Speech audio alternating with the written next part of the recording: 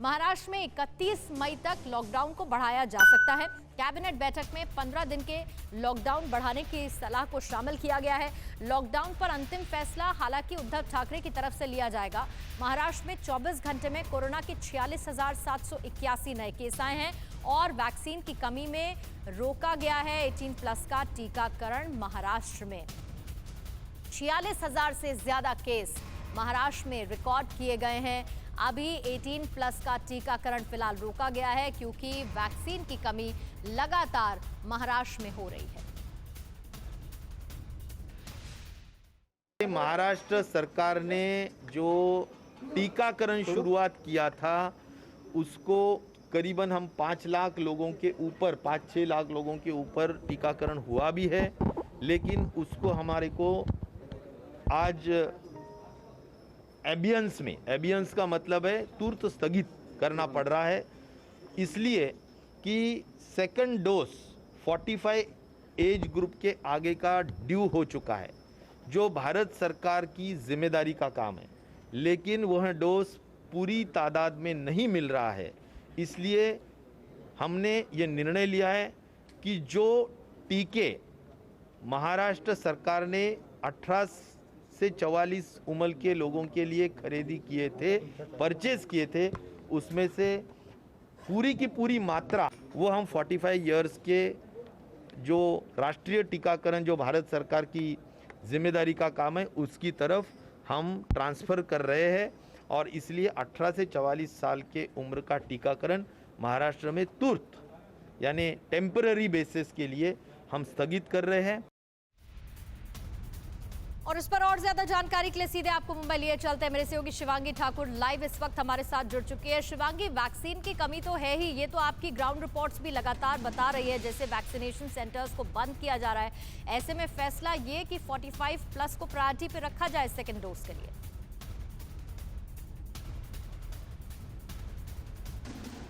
देखिए पूर्णिमा, लगातार हम देख रहे हैं कि वैक्सीन की कमी शहर में बहुत ज़्यादा है। वैक्सीनेशन सेंटर्स खोले जा रहे हैं लगातार, लेकिन वैक्सीन नहीं है। और कल तो एक बड़ा फैसला लिया गया कैबिनेट की बैठक के बाद। स्वास्थ्य मंत्री राजेश टोपे ने कहा कि इस वक्त हमारे पास वैक्सीन पर्याप्त मात्रा में नहीं है, इसलिए अस्थायी समय के लिए हम अभी वैक्सीनेशन रोक रहे हैं। 18 साल से लेकर 45 साल तक के 18 साल से लेकर 44 साल तक के लोगों का, 45 साल से ऊपर के जो लोग हैं उन्हें वैक्सीन फिलहाल दी जाएगी और प्रायोरिटी पर सेकेंड डोज वाले रहेंगे।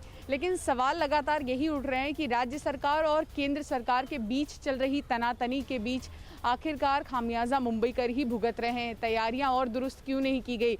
इसी के साथ साथ बीएमसी कमिश्नर इकबाल चहल ने ये बताया है कि उन्होंने टेंडर जो है वो निकाले हैं और जल्द से जल्द ये कोशिश की जा रही है कि वैक्सीन मुंबई आए ताकि लोगों को वैक्सीन दी जाए। साथ ही लॉकडाउन की अगर हम बात करें तो देखिए लॉकडाउन को लेकर भी अब ये साफ होता नजर आ रहा है कि इस लॉकडाउन को 31 मई तक बढ़ाया जाएगा। साफ तौर पर कल कैबिनेट की बैठक के बाद ये कहा गया है कि जितने भी मंत्री हैं उनका साफ तौर पर कहना है कि लॉकडाउन बढ़ाना ही एकमात्र उपाय है, क्योंकि उसी की वजह से केसेस कहीं ना कहीं कम हुए। हालांकि मौत के आंकड़े कम नहीं हो रहे। कल भी हम देखें 24 घंटों के भीतर 800 से अधिक लोगों की मौत राज्य में हुई है।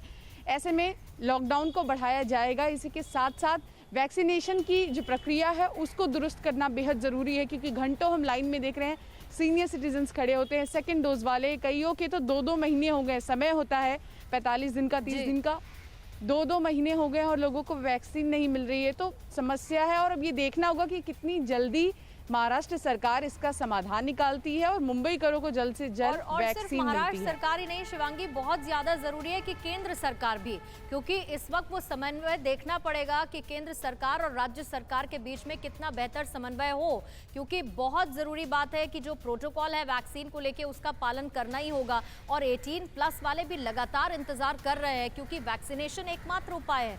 उसे नहीं लेंगे तो फिर कहाँ जाएंगे कोरोना को रोकने के लिए? बिल्कुल पूर्णिमा, और हम देख रहे हैं यंगस्टर्स में एक अलग तरह का उत्साह है। पहले जो लोगों में घबराहट थी कि वैक्सीन नहीं लेना चाहिए, यंगस्टर्स यहाँ पर स्लॉट बुकिंग होती है, बिना ऑनलाइन रजिस्ट्रेशन के आप मुंबई में इस वक्त वैक्सीन नहीं लगा सकते। घंटों जैसे ही ओपनिंग होती है स्लॉट बुकिंग की, लोग इंटरनेट के ज़रिए, अपने मोबाइल कंप्यूटर के ज़रिए स्लॉट बुकिंग करने की कोशिश करते हैं और निराशा जब हाथ लगती है तो सोशल मीडिया के ज़रिए वो इसको शेयर करते हैं।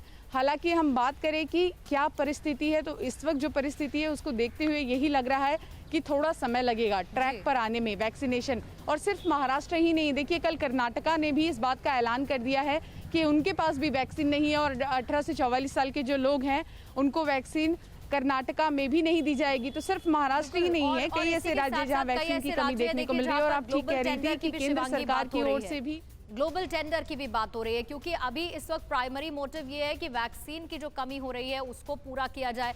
फिक्र आपकी, सोमवार से शुक्रवार रात 9 बजे सिर्फ TV9 भारतवर्ष पर।